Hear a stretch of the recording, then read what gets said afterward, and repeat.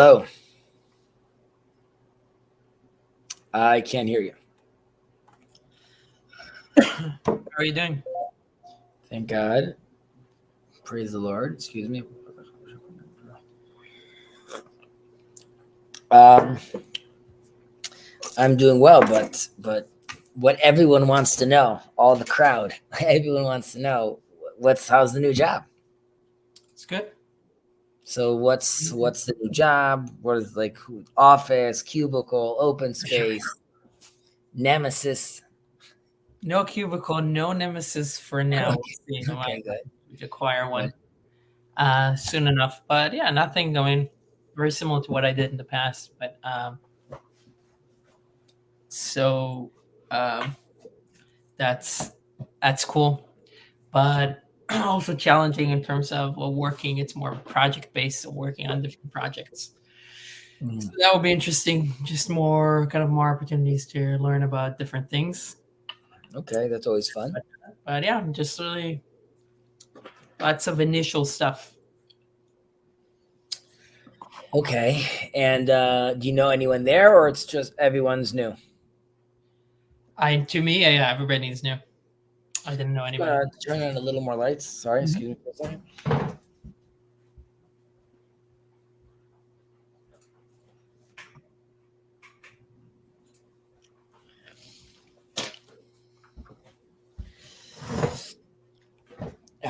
All right. Here's another thing that people want to know. Yeah. And that's how did you move? When are you moving? What's going on? Oh yeah, so I'm leaving this house in 2 weeks. 2 weeks. I've been we've been slowly emptying stuff from the house. Even though I sold the house with everything in it, right? So all the furniture, the beds, it's all, they can keep it all. But there's still books and other things like that that we're taking. So and I have a lot of art, and unfortunately the new house actually doesn't have so many walls in a certain sense. It does have walls, but it's completely open. It's it's which I'm actually a little sad about, but I'm not having some close friends and the family come over and just take art because go somewhere. But I have been taking a lot of books that I'm not going to keep, or I've read, or I didn't like too much, but all different topics. And there's public library on the street, sort of. So I just and people always put their books, but I for the last 2 weeks, I'm been dumping books over there. Yeah, you need to. Yeah. I'm so I don't know if we could go back in the future. It'll be there was a blossoming of literature in Jerusalem, and in this year, but I was dropping a lot over there. So it's nice to see people, and every time I come, I see they're all gone. So they're being taken, and they're not they're not 101 dad joke books, right? There's but so that's nice. So yeah, so we're moving slowly but surely, moving to a new location, and then still in Jerusalem, and I hope after, I guess September time, I can move into the new house. I should get the keys for the new house in July, I hope, and then I have to start doing actual renovation work and things like that. There's it's limited what the contractor ends up giving you. Cool. But those are good things. Yes, that's very nice. I'm very happy about that. By the way, we were off for 2 weeks or 1 week, or with Yom Ha'atzmaut, or something. We were off for 2 weeks, maybe, right? I think so too. And by the way, you don't have to know right now. Do you know what time you think you're going to be? What date? What scheduling wise is going to be easier for you, or not yet? Not yet. It seems not yet. I think that around this time will still be good to me on days, but from now on, I think it might sometimes need to shift more, or it might be to more rotate. Okay. Just because it's in the middle of the day for me, so I can't always block it on the specific day. But yeah, I will try and can be fairly flexible. Yeah. I mean, did I? I would love to keep doing this, so I'm trying to kind of fit it in. Yeah. Okay. Yeah, you opened up the Mishnah. Can we just scroll back for a second and see Yeah. where we were? Right. We were talking about the crown of the kings and the table of the kings and like what their metaphors and how your crown, the crown of Torah, and your table is all preferable. Ultimately, how we're ultimately going to be faithful with our employer, being God, that He's going to give us what we deserve. I'm gonna bring my magic book too. Sure. Go ahead.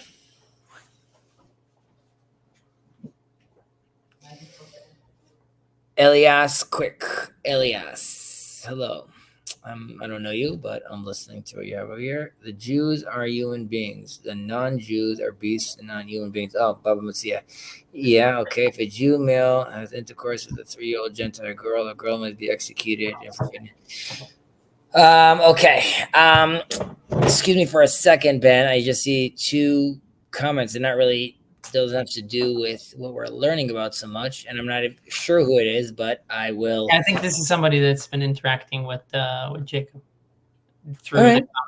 through the comments because he's doesn't have. I will respond regardless, but just a small detour. One is that these things have to be read within context. Number one. Mm-hmm. Number two, the rabbis have many tools that allow them to, I even don't want to go down that route. You have to read it inside context, but I would say that we're talking about a lot of things over here, like he needs to be executed, or we talk about if someone violates the Sabbath, he needs to be executed. And we hear very harsh words also in the Old Testament about certain punishments. However, if you read the Talmud in many places, it talks about how a murderous court would kill someone once every 70 years. And that's because there are so many requirements. 2 witnesses saw you and they told you and they weren't related to each other and they warned you and you recognized their warning. And they give an example of someone saying yes to all these things. I knew what I was doing. They warned me. I did it anyways. And then still they say, if he said yes to all these things, he must be crazy. And if he's crazy, we still can't kill him. Right. So these are, could be outdated ideas, number one. 2 could be ideas that have a more profound teaching that we need to learn from them. Just to move this conversation forward, Judaism, and while there's different, I'm sure there's different interpretations, like in Christianity and Islam, but in Judaism and all the sages and rabbis and sources that I'm aware of, that I heed to, that are part of the movement I'm part of, are all for peace, love, and understanding. We could see Muhammad as a prophet, peace be upon him. I have no problem seeing the Quran itself, even in some cases, as a divine book. We have rabbis that say so as well. Maimonides himself talks about how Muhammad and Jesus were path makers. When Muslims pray, Jews have to make sure they are standing a certain distance from them because they're in the middle of praying to the divine, and we have to appreciate that relationship that they have.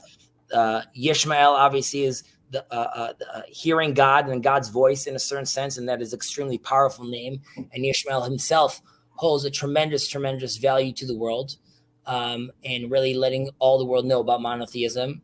And they've been doing a fantastic job in that.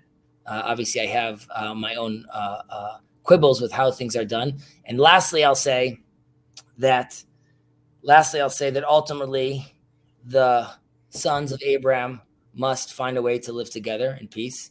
Inshallah. 2, that in the Quran, Hadith, and Sunnahs, you have interactions and conversations about the Yahud, and you have about Bnei Israel. And Yahud are people that are very much despised, and Bnei Israel are noble people.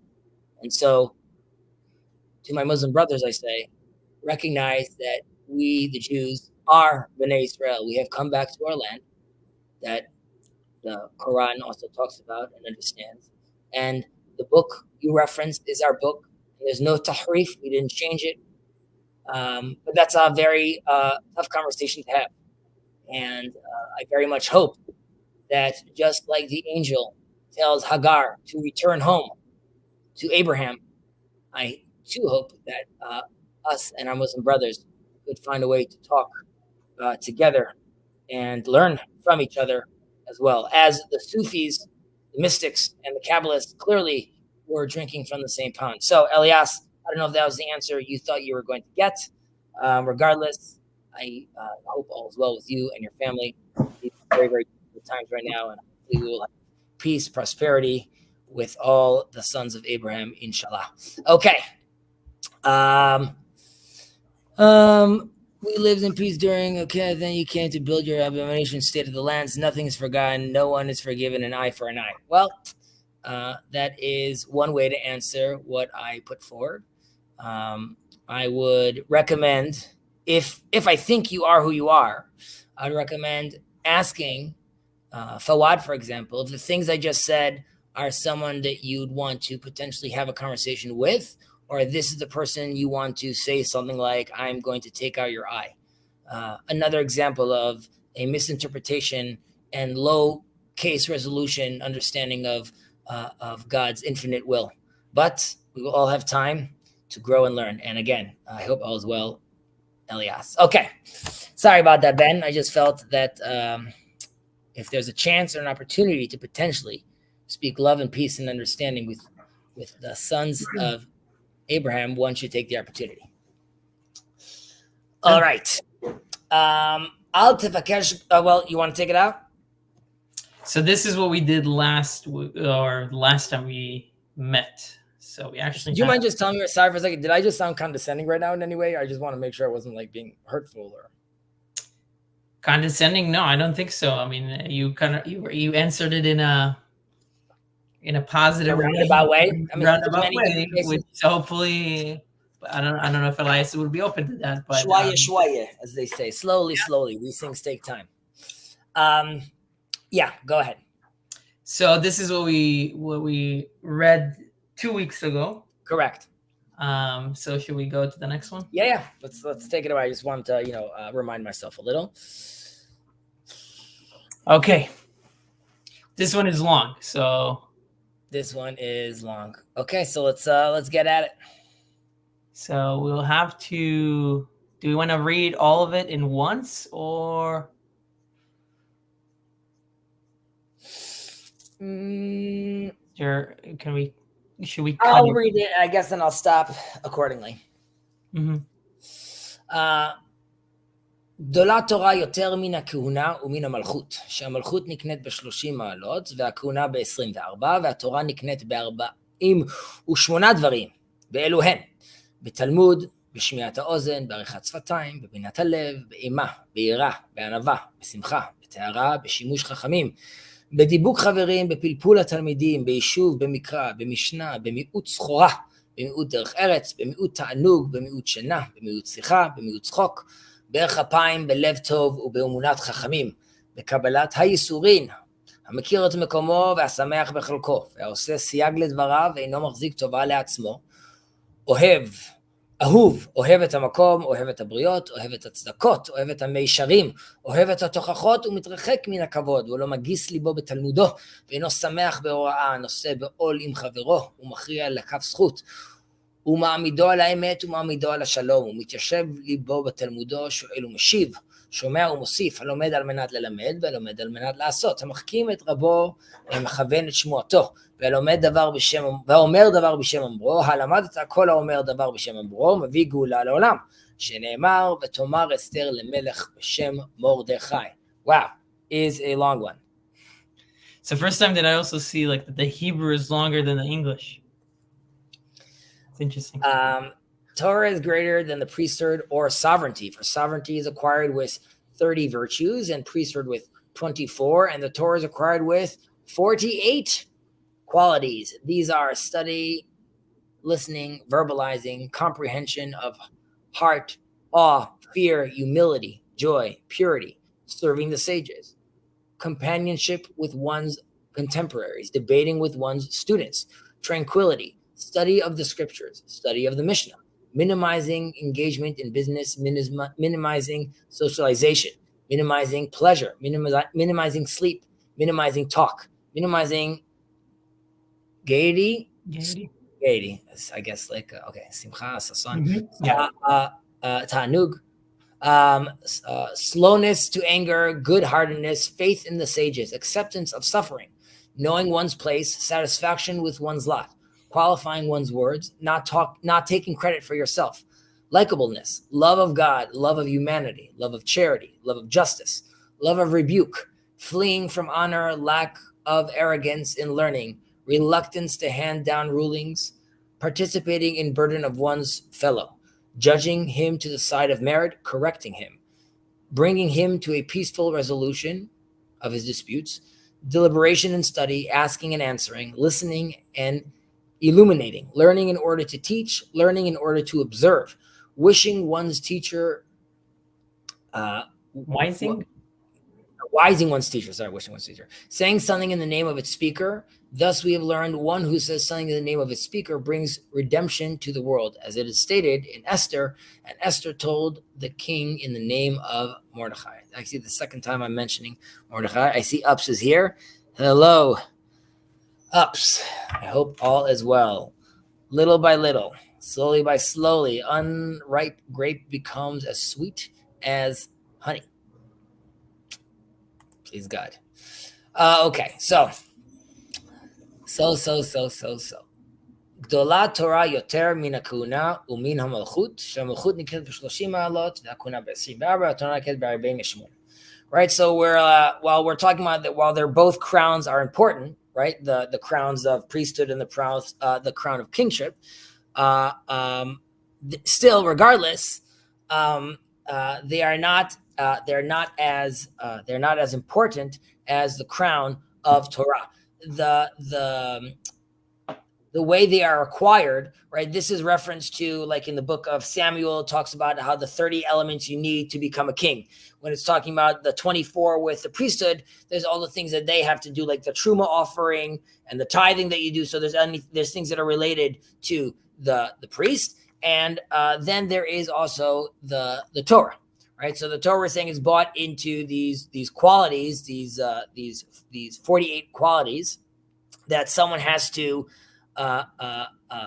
invest in, right? So unlike in kingship or in priesthood, which there is a lineage to it as well, right? The Torah is really open for everyone, right? So you have to really invest into it. And the more, and this is in a certain way going to be a condensed version of what we've been doing for the last like X months, which is going through all these things that we've expanded on a little more. But the more one invests, right, the greater the merit, and the quantity and the qualities also correspondingly rises and grows in greater quality, right? So the question we need to ask is, what could what is this investment? What does this investment look like? So here we're going to be told what they are. Eluhen, right? So these are the investments we were talking about. Talmud, right? So where the first one is the study, right? And study is just the first and foremost thing we need to do, which is the most basic blessing of, that we could have of just meriting the Torah, is to learn. And the only way we really have of gaining knowledge is by doing that process. Now, some people say that when you are learning, you shouldn't do so by yourself. As in you should study with a rabbi, right? You shouldn't just rely on yourself. But I believe this is more generally speaking talking about study for its own sake. And later on, they already talk about how we have to, appreciate the wise men and the rabbis. And just in general, learning is also, this is not talking about Talmud as in the Gemara specifically, more about the concept of education and learning and building curiosity, right? Getting to know the world, getting to know more about what's going on around you. Yes. Sorry, go ahead. I'm sorry if I missed this, but so a few things. One is this going? Should we take into account that this might be going in a deliberate sequence, right? What do you mean? Starting with, it's starting with study. A lot of places study is also, it's always the first thing, because that's how you load up your axioms, right? Oh, you mean like the sequence within the 48? Yeah. I would say once you go through it, there's probably some sort of sequence, right? Because it's talking about, let's say, there's studying, listening, lips, right? There's like these physical attributes, and later on we start getting like a little more abstract. I would say it's more like there's groups, right? Okay, in a certain sense. And the second thing is that what I know is that somebody told me that you have it's Sfirat HaOmer now, so you have people that are either going through the Sfirot, the Kabbalistic Sfirot, and the sequencing of that, which comes up to like 49. But some people also use this Mishnah as, again, this whole period of time is to enhance or refine yourself in anticipation of getting the Torah, receiving the Torah. So people use this, and every day, 48, 49, then they think about each one of them and each one for each day, and kind of think about how to improve or how to improve on that. So that's just like context that I thought it would be interesting. Yes. So like you said, on these days, as we're getting close to Shavuot, right, to the receiving of the Torah, which is a day where we stay up all day and all night, and you just study. And it's a really, really magical time. But like you were mentioning, there are many people, my mother being one of them, who is very into, at the end of every night when she recites the counting of the Omer, she compares it to the Kabbalistic sequence, right? And then she does like a little teaching on like, what that specifically is. And that's, so this whole sequence of 48 things that we have, right? These are attributes that, one should be working on at all times, but this is a great time to sit down and actually think about these things. So in honor of the acceptance of the Torah coming up soon, we will go through these in such a manner. But thank you for illuminating us, and hence the beard. Yep. I haven't shaved, right? I mean, even though I go back and forth with my beard, but still, nevertheless. Okay. Next on the docket for us was B'Shmiat HaOzen, right? Listen. So here, right, so we have to be listening, obviously, very attentively, and not only listen to what the leader, rabbi, sage is saying, but also the opinion of a friend. And also in our personal study, we also need to listen to what we ourselves have said in the past, and to examine what we've said to determine if we were correct. It could be that I'm going around talking, and then I don't stop and be like, wait, what did I just actually say? Right. And maybe it's actually more profound than I thought, or maybe I'm actually talking nonsense. Right. So one has to be very attentive to that. And also, obviously, this, leads into just general discernment, right? But that has to do with discerning things also from what you're hearing, but also, again, it has to do with who you're listening to, and that it also involves listening to yourself as well. Yeah. Sometimes you might have self-doubt, like, who am I to even speak, or who am I even to? I'm not gonna self-check myself because I know I'm like a fool, right? But the answer is like, no, you might have many things to say. Barichat sfatayim. In English, this is in verbalizing. So, barichat sfatayim. So, right, verbalizing, articulation, right, of the lips. Specifically, here they're using the term sfatayim, and it's not enough in a sense to using the fact that they're using the word lips. It's as if to say it's not enough to just see and absorb with your eyes. Right? Like there needs to be more than that, right? The Torah is a way of life, right? So it emerges from a person outwardly, right? And through the words I use, also my actions, obviously, but also the speech of my mouth itself. 1 second. My screen is all getting fuzzy. Oh, it stopped. Okay. Yeah. So, I mean, this makes sense also when I think about how in the Tanya, it talks about the thought, speech, and action, and how doing different dynamics with that, but also, and those are the garments of the soul, and how you can use all of those to elevate your relationship or to extend or to bring about your soul, to expose it to the world or to harness the world. So I mean, use your speech. The levushim pnimiim that you wear inside that the Tanya talks about, or really creating order of your thoughts with your words in a certain sense, right? So I'm taking just like chaos, tohu vavohu, right? And by creating a sequence like the 7 days of creation and God speaking and doing things, I also, by creating a sequence in my head, I am taking chaos, creating order by using my words, by using creation in a certain sense, and then allowing that to manifest. Now, how amazing would it be if I could fully be integrated from my thoughts to my body and my practices, like, right? Who knows what we could do? Such is the tzaddik. Bebinat halev, comprehension of the heart, right? So here too, it's an understanding of the heart, comprehension of the heart, to understand and maybe even to feel a little, right? The details of the matters of what you're actually dealing with, right? So it's a deep level of understanding, and it's a level of really fully, in a certain sense, like emotionally also understanding all the levels of the argument as well. Many times we could intellectually be there, but not realize, who I'm talking to, right? Like, this is the right sequence to say right now, but you're also talking to like an abused woman right now. So maybe don't use those literal terms because XYZ, right? Being sensitive to those things. But to be sensitive to those things is not just being like tactful. It's more about, let's say, in its true form, tactful is being compassionate to all things around you and really understanding how they all connect.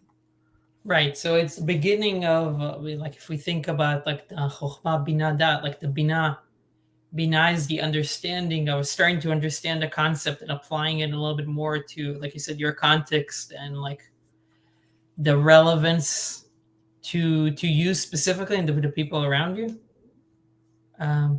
Yeah. Trying to see if there's anything here too. Sure. One day, my achievement will be one day if you look in the magic book and it says like si Chezi. Yeah, right. It could. Citing no. Katanti. See Yalkut Spira. Right, see Yalkut Spira. Okay, so we spoke about the heart as well, and ube'ema, right? And I like that in English it says over here awe, because well, it's be'ema, be'ira, both of them I would even say. Awe and fear really could go together. So, right, so this awe and reverence, right? So it's not about, like we said, it's not about the fear of a person that I'm not facing like a giant like gorilla or something like that, right? I'm not nervous about it in that way. It's more about the appreciation of a person who's exposed to the grand project that like impacts the entire world in every moment, right? And it's realizing that he, the individual, or us, you, are being called to partake in it, right?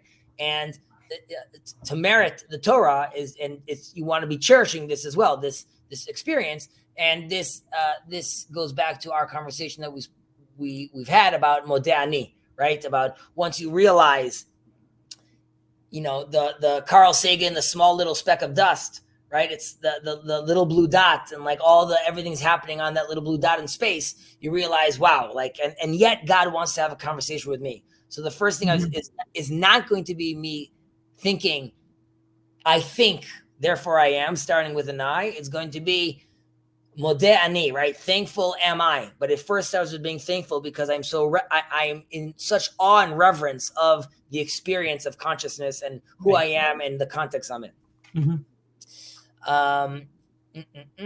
Ba'anava, right? So in humility, I'm assuming that's what it is. Yes, in humility.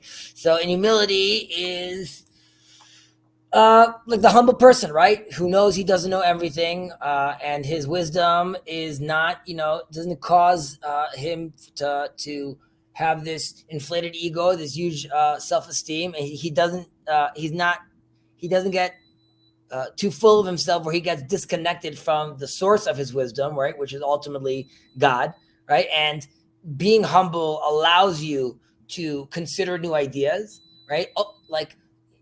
in a certain sense, God, by retracting, by the tzimtzum, by allowing himself to create room for the other, right? There's humbling himself in a certain sense, right? So can God create a rock that he can't pick up? Like he has humbled himself enough to allow something like that to happen in a certain sense, or he allowed there to be space for us. So we in turn need to also retract in ourselves and allow room for the other as well, or for new ideas nonetheless. And as God rebukes or challenges Job and says, "Where were you when I created the universe?" Right? So like have a little, slow your roll in a certain sense when you're complaining. I get it that you're in pain and I get all those things, but you can't even fathom, the grander scheme of things in a certain sense. Right? So it's important to be humble. And it echoes also the conversation with Jonah about the city that is about to be demolished, and also that Jonah doesn't seem to care too much about, and the little plant that was shading him, and then God killing that plant, and then Jonah saying, "Oh, this is terrible." Right. And God telling you, like, if you care had about this plant for like one day, right? The kikayon. Exactly. Yeah. Very much so. And one needs to really be humble and really recognize that. I mean, and there's he's on a journey, Jonah, right? There's a certain sense where he recognizes it when he's on the boat, and he says, like, I'm the problem. Like, you guys throw me off. Like, I realize that, but yes, he's on his own journey in a certain sense. So to echo what you were saying, first of all, Lechem Shamayim here, the commentator says that this is the most significant of qualities, especially crucial for acquiring Torah, and because this is the quality that defined Moses, yeah. And it makes sense, again, to echo what you said in terms of like how we are in one way we're saying that Torah is synonymous with the will of God and has all this power. So somebody that's associate themselves with Torah, right? It's incumbent on them to make sure that they're humble enough to not put themselves on the level of God himself, right? So like if you associate yourself with the Torah, so that it requires that kind of humility to understand your place and to recognize, like we said, to recognize the source. Yep. Right, and that in theory should keep you in check at all times. Can you scroll down on your screen a little? Yes. So let's bring Basimcha to the top over there. I guess we have a problem over here because the English doesn't. It's not tracking with the Hebrew because the Hebrew is much longer over here. Okay, so we're all the way back there with joy, right? Basimcha. Okay, so obviously, when a person's happy, his heart is opening to learning the Torah or studying. We know this also, like just in general, having that right attitude is preferred, and what it's sort of it's a feedback loop, right? You come in happy, which means you'll study well, and if you study well, that means the divine presence will be with you, and that of course will make you happy, right? So there's it'll be continuous. So obviously you want to come in and generally have a happy mode of being. There's much to say about happiness in general, but maybe for another time. But tehara, right, in purity, right? So the Torah is not a natural science. I mean, we could get into a whole other conversation of what the Torah has to teach us with regards to like psychology, and is that a science? But generally speaking, it's not a natural science, right? But it's more a sacred wisdom, right? And its acquisition is in a certain way influenced by the spiritual condition that you're in. And you can't be in an elevated spiritual condition if you're not pure or clean. Right. So if you want in a certain way the light to flow smoothly through the Torah conduits to you, you yourself have to be a pure conduit. Right. So your state of mind, your state of being, even what you're wearing and the clothing you have on. So all of it has to be, again, this oriented package from your mindset, what you're hearing, what you're listening to, the smells that are around you. So these are things that you really want to take into consideration when you want to be in this pure state. I'm currently reading Judaism is about love, and this is very nicely dovetails. Well, that's great. I hope you are doing well and the family is doing well through your hard times, sir. And Christian Baxter, it's good to see you, sir. Feel free to join if you'd like, or listen in the peanut gallery and comment as you will. Any questions or notes in the magic book about purity? No, purity is pretty simple. It says Midrash Shmuel says because of its holiness, the Torah cannot dwell in an impure place. And again, like you mentioned it's like there's a spiritual. It's kind of like the leprosy that is talked about in the Bible. It's like a different kind of melody that we perceive as the natural leprosy. I mean, just a small little divergence with regards to like just about purity, which is, I spoke about this a little on last week's weekly review about the priests and the Kohens. They're really, they don't marry a divorced woman or a widower. They can't deal with a dead body if they see it on the road, which obviously is a commandment to do, right? You must bury a body if you see it. Yet the priest can't. A low-level priest, if it sees one of his siblings or one of his close family-related relatives, he can. The high priest can't either. And the concept is, and this relates to the purity, which is for him to be the conduit connecting the divine and the people of Israel together, that concept needs to be removed and untouched by the world's impurities, which is marriages that haven't worked out, death. This is a strong life force, but nevertheless, this is one that you ideally don't want to connect to. And impure doesn't mean bad. Specifically, I'm just going to say one more note about this, which is when Abraham gives the gifts to the concubine's sons, gives the gifts to the concubine's sons, and the reference is from east to east, like a far east, and there's like a whole teaching about like the Vadas that were being taught at that time. But either way, there is a teaching that says he gave the concubine sons the names of impurity, and as in he gave them different sequences to use to connect to God. For all intents and purposes, right now we'll call them, let's say, different mantras. Okay, and whether that's happening in Kundalini yoga or things like that, that is real, and one could connect to the divine through that. The reason that's impure is because for the Jewish people, that is not the sequence, the ideal sequence, so to speak. And that's why we want to make sure as the chimney cleaners for the rest of the world, we want to make sure that the conduits are as pure as possible. So that doesn't mean everyone has to do that, but at some point, someone has to clean the chimney. So just going back to that concept. Okay. So we talked about purity and serving the sages. Beshimush chachamim. Okay, so this is obviously servicing the wise. Learning Torah does not end, obviously, with just learning it from a book. Ultimately, it involves learning from connecting and honoring living Torah scrolls, right? People that are actually embodying this Torah. So, when we are, when we hear the people online even talk and have these discussions, what we're looking for is actually to see people that are embodying in a certain sense that we could see when we hear them speak, we're hearing someone that is aligned in this way.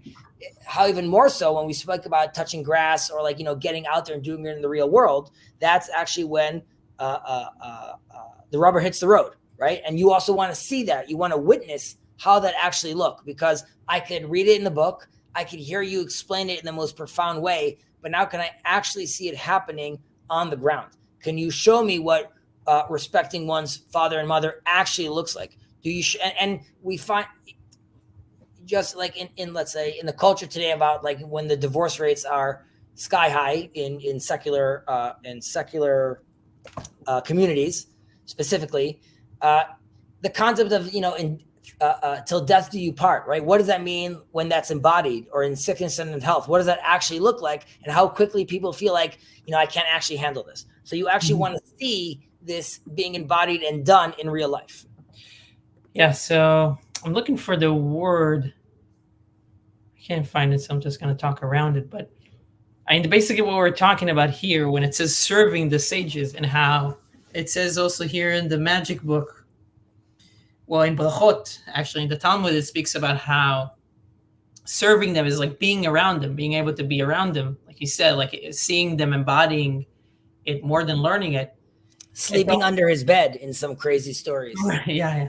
So, I mean, like when I was doing film stuff, one way that you can learn, obviously, so you can go and learn about about the methods of cinematography, to analyze scripts, whatever. You can do all those kind of things, but you can also go in a set and shadow the director, shadow the cinematographer. That's the word, shadow. Shadow, yeah. There's another word for, especially in trade, like if you're a plumber and stuff like that. It's not a fellowship. You could be an apprentice, but I'm saying apprenticeship. But shadowing is different. I want to just tack on to what you're saying, because I saw this interesting interview with Mr. Beast, and Mr. Beast came and said that the only way he managed to like grow his business is he realized, I need another me, and the only way I'm going to have another me is I need someone to shadow me. So he had this guy come and he said, like, you don't need to do anything. You just need to sit and see everything I do. And at some point, you're going to catch on to the pattern of how I'm talking, how I'm thinking about this stuff. And he had, for a whole year, he had a guy just with him all the time, just like shadowing him. And then after that year, he's like, now I can have you do things, and you know how I do things. It's more than just like, I have an idea to do things. I want things done my way specifically. So that's to an extreme, but the extreme example the Talmud gives is one of the rabbis would sleep under his rabbi's bed, right? So he could see how he does everything. And one of the cases also, he sees how this rabbi would let his mother step on his back to get onto her bed, and she would spit in his face and he wouldn't say anything, right? So this is extreme cases of, I remember my mom would say this to me. If I would talk back to her, she would be like, even if I spit in your face, I'm like, all right, yes, I know, you're in charge. I can't say anything. My mom loved me very much, and she never spit in my face, thank God. So no one needs to take it that way.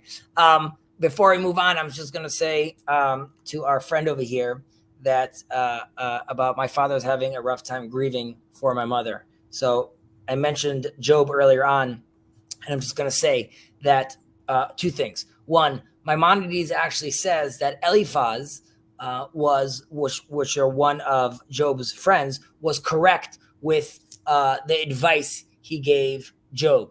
However, it doesn't matter, because at the state Job was, he's not supposed to be hearing advice at that point. He's supposed to be mourning. And we were talking about how there's a time and place to give advice, and there's a time where you need to allow someone deal with the tension of someone just left this world. What does that mean? What does that mean for me? What does that mean for those personal memories and our connection? So there needs to be a place for grieving. And it's so important that wisdom, that lesson is so important, that all are supposed to stand for the rabbi. When a rabbi goes into the house of the mourner, all stand besides the mourner. The mourner doesn't stand, because at that moment, he is the wisest of all, because even the rabbi is not going through that experience. And during that experience, he is the only one that could be thinking about that fully. So he is the wise one at the time, because he is fully engulfed in that process. So my wishes to you is that you as a family maintain your resilience and stick together and be the support. Emulate the support your father has always been to you, and be that for him, number one. And by doing that, by him seeing that you guys are there for him, please God, that will, give him the strength he needs. Second of all, that just throughout this journey, I hope he finds peace and tranquility. And I wish you, again, much, much blessings. And please God, he will one day, not soon, please God, will reunite with your mother in glorious fashion and bask in the radiance of the Almighty. Okay, we are in B'Shimush Chaverim, Bedibuk Chaverim. This is serving the sages, companionship with one's contemporaries. Okay, so we also want to it's basically chilling, right? Make sure you're hanging out now. So it's didactic is really making sure you are noticing, is being very having attention to detail in a certain sense. And the book. B'dibuk chaverim, but I think can you check in your book if there's a reading of didactic? Let's see what we got here. The book in my book. Let's see. Am I making this up right now, or is there a teaching of this? B'dikduk. I see people asking this question. So yes, this is one of those cases where it's two different options. Read two different ways. Almost embarrassed my grandfather. Okay. Yeah. So bedibuk covering clinging to, being close with one's friend, which is that's sort of like the simple reading, or bedikduk, which means again being very attentive to one's friends. This has to do with the considerations of the friends that you have, right? So you want to learn in a group, and you want to hear how your friends precisely interpret the written word, right? So it's basically telling you to be in a Bible study and really be very attentive to what your friends are saying, because they may focus or stress something that you have never noticed before, right? You have read this verse multiple times, and you might be out there thinking, I just want to hear it from the wise man or from the sage. But the answer is no. Be very specific and mindful when your friends are speaking. Number two, be very specific and mindful with the type of friends you have, right? By the kind of companionship you have around you. And going back to the first version we have, or the version we have over here right in front of us, bedibuk. You see, I read it into it even. Bedibuk, which is really just making sure you have close friends. Just don't be alone, virtually not alone, and actually physically not alone.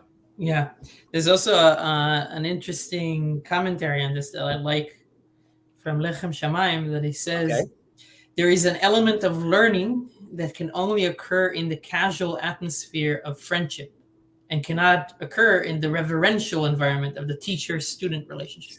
Ooh, I like that a lot. That's really nice, right? So there's like the sense that, this relates, and I can't remember if we read over here something about laughter, but this relates sort of into the laughter sort of mode, which is there are times where you need to sort of break down the boundaries, be in more of a chaotic sort of space.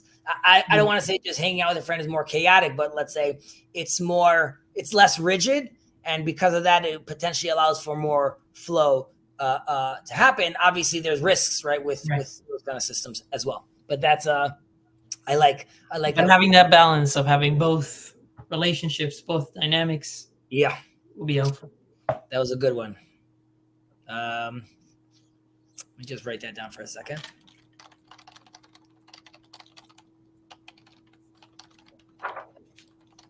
Who said that? Lechem Shamayim. Okay, thank you. Okay, where were we? B'dibuk chaverim, and the next is bepilpul hatalmidim. Debating with one's students. Okay, so this also extremely important as well, right? So this is in the as we say, like, iron sharpens iron, right? And like in the sharp reasoning of the students, it's the best kind of learning with each other in a certain sense. And again, you're sort of fixed to your ways in a certain way of thinking. And when a new student, in a certain sense, encounters the matter, they ask new questions, they offer different suggestions, and they bring renewal to the rabbi himself, to the teacher himself. Rabbi Kook famously said about, he asked one of his great students, the Nazir, the Nazarite, a modern day Nazarite, well, he's dead now, but back in the day, Nazarite, to sort of compose a lot of his writings. And he put it together and he presented it to the rabbi, and the rabbi read it and said, like, you're teaching me my own Torah in a certain sense, like hearing what you understood from me is, illuminating. And just in reference to TLC, that's also something that happens. People sometimes feel like, there's too much talk about TLC, or there's too much talk about, let's say, this topic. Part of it, if it's coming from a good place, is this renewal, is these new suggestions, right? When you hear 6 new people suddenly come into the scene, you do want to ask them those questions again, because you want to see how they see it. Specifically, when you are aware that the other person's perspective, right? It's more people touching the elephant, so to speak. Yeah. So we're interested in that. I would say Jacob would say, like, we should have a lower threshold of tolerance for people that are talking nonsense. Mm-hmm. I would argue we need to listen for a little before we know it's nonsense, but maybe he'll say, no, if they say they're Zionists, they're talking nonsense. But okay, so people Tedim Beyeshuv. We also have, just to make sure that we're on time, we have like about 4 minutes. Yeah, that's good. Okay, so this is a long one. We'll continue it. We'll continue next week. That's fine. So in tranquility, right? So in tranquility, being settled, being in a settled mind, right? But Yeshuv Hadat is a term we use, a settled mind. Yeshuv Hadat, yeah. A cluttered mind, right, has really no space for you to incorporate proper knowledge, orderly knowledge, right? So this goes back to what we said earlier about the words you use. They create from chaos, they create order in your head. This also relates to Jordan Peterson's, clean your room in a certain sense. That's already happening within your room, but then it's also metaphorical in a certain sense, which is before you go around even saving the world or even cleaning your room, maybe start by being settled, right? Being in this tranquil space, which allows you to catch a breather for a moment, think, then act, right? So dedicating time really for inner calm and will ultimately aid in the internalization of learning, right? So this relates to for Zen meditation sitting, right? If in order it's being used to allow you to then learn and accept, learn and understand and receive proper knowledge. Yeah, this relates to the joy, simcha, that we talked about how your state can interfere with your ability to grasp, to learn. So just like simcha, also calmness, being settled can, if you are not settled in your mind, then you go different places and you can grasp the things that you need to grasp. And also somebody says here, you can take it literally in terms of being seated. Like if you want to learn something, it's hard to do it when you're walking around doing other things. You need to, if you really want to grasp something, sitting down and acting. It would depend like what kind of learning you're doing, right? Because there's like experiential learning and then what you want to be out there. But there is another opinion that says B'yeshuv means when it's settled, as in you could learn things that are not settled. Mm-hmm. But when you're teaching, you should be teaching settled stuff already. As in, don't be teaching your students, taking them into the black hole and be like, guess what? We don't know any of this information over here. Like that can be very intimidating. Instead, come in and teach them things that have been settled.